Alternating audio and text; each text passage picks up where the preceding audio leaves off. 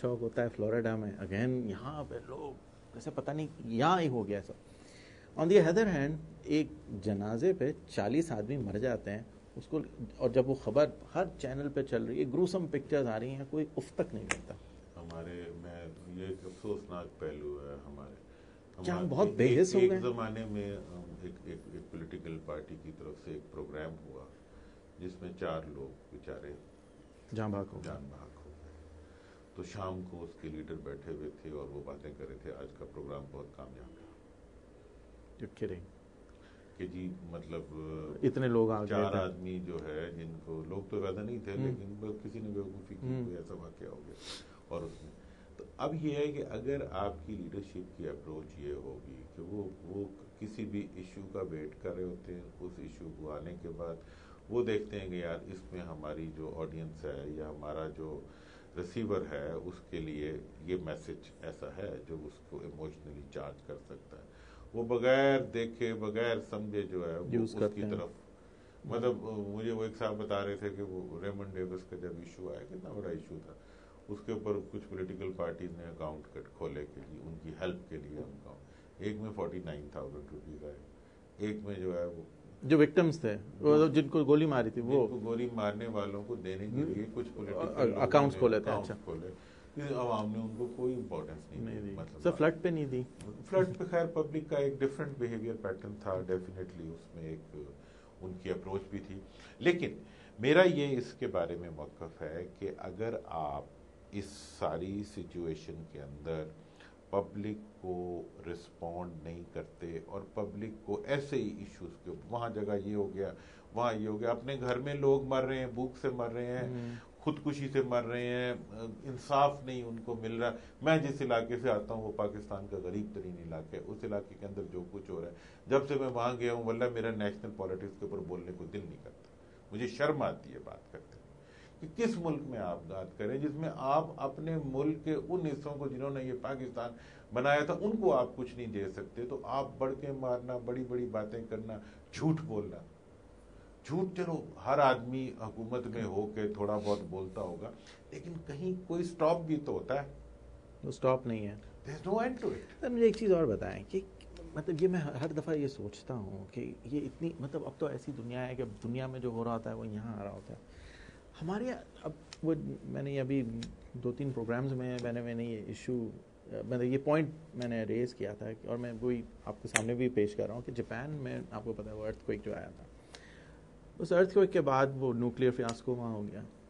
Japan کے prime minister نے کہا ہے he has a salary of $20,000 per month, اور اگر آپ یہ دیکھیں ایسا سیکنڈ تھرڈ لارجسٹ جو بھی آپ اسٹیٹسٹک دیکھ لیں اکانومی میں, تو it's not a very large amount of money. 16 lakh روپے بنتے ہیں مہینے کے. ہمارے تو پرائم منسٹر کا شاید ڈیلی الاؤنس ہی ٹریول کا اس سے زیادہ ہے, ٹھیک ہے نا. بٹ دا پوائنٹ از کہ انہوں نے یہ کہا کہ till this nuclear issue is resolved to the satisfaction of everyone concern, میں سیلری نہیں دوں گا.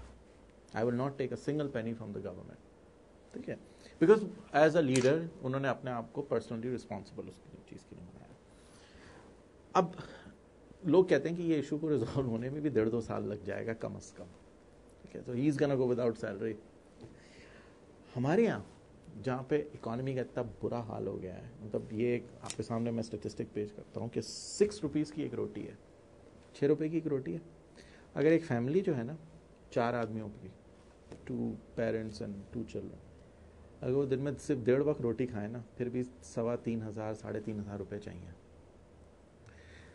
اور ابھی اس میں تو دال بھی نہیں آئی ہے, پیاز بھی نہیں آئی ہے, پانی بھی نہیں, روٹی بھی نہیں آیا, بجلی بھی نہیں آئی ہے, کچھ بھی نہیں آیا ہے. And for that this basic thing you نہیں. یہ بات میں اکثر جو ہمارے لیڈرز ہیں, پولیٹیشین ہیں, کرتا ہوں, nobody has an answer.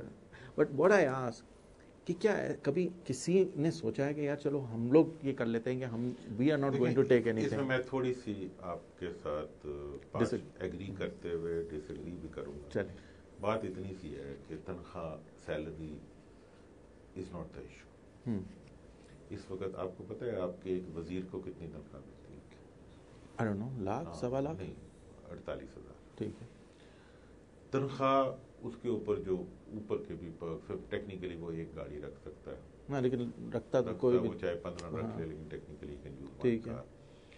اور جتنی بھی اس وقت پرائم منسٹر کی سیلری بھی لاکھ کے لگ بھگ ہوگی, اس سے زیادہ اس کی نہیں ہے, الاؤنسز وغیرہ ملا کے بھی. مطلب اصل پرابلم ہمارے ہاں سیلری نہیں ہے. نہیں, آئی انڈرسٹینڈ, ٹھیک ہے نا جی. آپ کے پارلیمنٹیرینز جو ہیں, میں صرف کہہ رہا ہوں کہ بعض پرسیپشن جو ہوتی ہیں, آپ نے بجٹ میں انہوں نے جو تھا 5% سیلریز لیس کی تھی, تو میں نے کیلکولیٹ کیا تو وہ منتھلی جو ہے کوئی 35,000 روپے بنتے تھے تمام منسٹرز کی سیلریز کو, 50,000 بنتے تھے ٹوٹل, اتنا 5,000 روپے. تو اس میں بات جناب اتنی سی ہے کہ اس وقت آپ کا ایشو سیلری نہیں ہے, آپ کا ایشو کرپشن ہے. ہاں ٹھیک ہے, I'm coming to that. میرا مقصد یہ تھا ایز آپ کا ایشو کرپشن ہے, آپ کے لوگ, اور کرپشن کو روکنے کا پوری دنیا میں صرف ایک اکاؤنٹیبلٹی, لیکن ناٹ پوسٹ گورنمنٹ اکاؤنٹیبلٹی. وہ پروسیس پاکستان میں فیل ہو چکا ہے. تو سر کیسے ہوگا, کہ کون کرے گا؟ اگر جب تک ہم قومی سطح کے اوپر آن جاب اکاؤنٹیبلٹی کا کانسیپٹ انٹروڈیوس نہیں کرائیں گے. ہمارے زمانے میں نیب بن گیا. اچھا جی, نیب کا کیا پروسیس تھا, آپ کو نیب نے پکڑ لیا, آپ ہمارے ساتھ مل گئے تو آپ پاک ہو گئے, آپ نہیں ملے تو ناپاک ہو گئے. ٹھیک ہے نا. تو یہ آج تک پاکستان میں جتنی اکاؤنٹیبلٹیز ہوئی ہیں وہ پوسٹ اس چیز کو, یہ ذرا ایک ایسا کانسیپٹ ہے جس پہ ہمارے ہاں ڈسکشن نہیں ہوتا.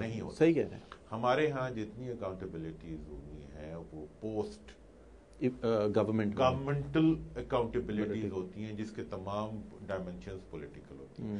سٹنگ گورنمنٹ اور سٹنگ سسٹم جو ہے وہ اس پوزیشن میں نہیں ہے کہ وہ اپنی اکاؤنٹیبلٹی کرے یا اپنی اکاؤنٹیبلٹی کو الاؤ کرے.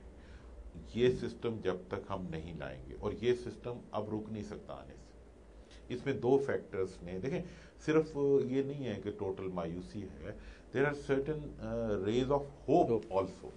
ایک تو یہ ہوا ہے کہ آن جاب اکاؤنٹیبلٹی کا ایک انسٹیٹیوشن اسٹیبلش ہو گیا, تھوڑا سا وہ ہو گیا, ہاں تھوڑا سا وہ نان مطلب سیریس ہوگا, یا تھوڑا سا وہ بہت ڈیفائنڈ نہیں ہے میڈیا کی شکل میں, کہ آپ نے ایک چیز اسٹیبلش کر دیا ہے کہ جی جو بھی آپ کو ملے گی خبر کسی کی چوری کی, وہ تھوڑی سی کریڈیبل ہو یا نہ ہو, آپ نے اس کو چلا دینا. سر لیکن ایک before you move on, one point on that, کہ کرنٹ رجیم نے جو میڈیا کی طرف ایٹیٹیوڈ رکھا ہوا ہے, وہ کچھ ایسا آپ کو نہیں لگتا کہ وہ جیسے پاکستان میں اکثر سڑکوں پہ گلیوں میں وہ اسٹرے ڈاگز جو ہوتے ہیں وہ بھونکتے ہیں آپ کے, ایک تو طریقہ ہوتا ہے کہ یار بھونکنے دو اس کو, دوسرا اس کا طریقہ یہ ہوتا ہے کہ وہ لوگ ذرا سا جھکتے ہیں اور وہ پرسیپشن یہ ہوتا ہے کہ پتھر اٹھایا وہ وی کر کے وہ بھاگ جاتا ہے.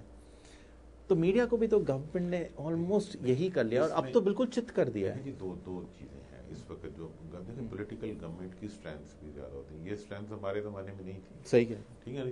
وہاں تو فرنٹل ہوتا تھا, اسٹریٹ, کہ جی یہ غلط ہے, جی انہوں نے کہا اچھا کوئی چیز غلط نہیں, آپ نے جتنا ہمارے خلاف بول رہے ہیں پڑھ لیں, ہمارے پاس ایک طریقہ ہے کہ نہ ہم آپ کا چینل دیکھیں گے نہ آپ کا اخبار پڑھیں گے, تو ہمیں لگے گا ہی نہیں آپ نے کچھ کی, جو آپ نے کرنا کر لو. At the same time slow motion میں they started buying people, influencing people, اور وہ اپنے آپ کو اب تو میڈیا ہاؤسز خریدے جا رہے ہیں, سب کچھ وہ سب چیزیں. لیکن اس کے باوجود پبلک بھی تو موجود ہے, ریٹنگ بھی موجود ہے. ریٹنگ میں جو ریٹنگ پریشر ہوتا ہے, اور پھر میں آپ کو بتا دوں, پاکستانی میڈیا کو میں نے بہت ان ڈیپتھ اسٹڈی کیا ہے, اس کے اندر ریڈیکل ایلیمنٹ جو ہے وہ کبھی بھی 40% سے کم ہو ہی نہیں سکتا, کیونکہ یہ مائنڈ سیٹ ہی اس کا ایسا ہے. شروع سے ہی میڈیا کی جو ہمارے اٹھان ہے, انہوں نے بہت مشکل دور میں بھی کام, آپ اس کو ٹوٹلی اگنور نہیں کر سکتے. ایک یہ انسٹیٹیوشن میں, دوسرا انسٹیٹیوشن جو متوقع طور پہ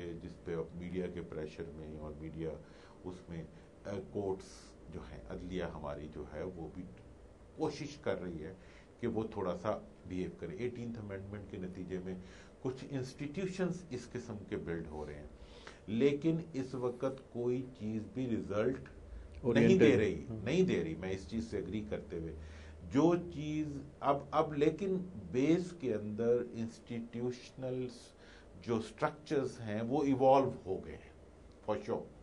اب جو ہے اس کی اسٹرینتھ کے دینے کے لیے آپ کو پاکستان کے اندر ایک ایسے پروسیس سے گزرنا پڑے گا. اگر آپ اگر ہماری پولیٹیکل لاٹ وائزلی ایکٹ کرتے ہوئے خود اپنے آپ کو ریکٹیفائی کر لیتی ہے تو بہت اچھی بات ہے.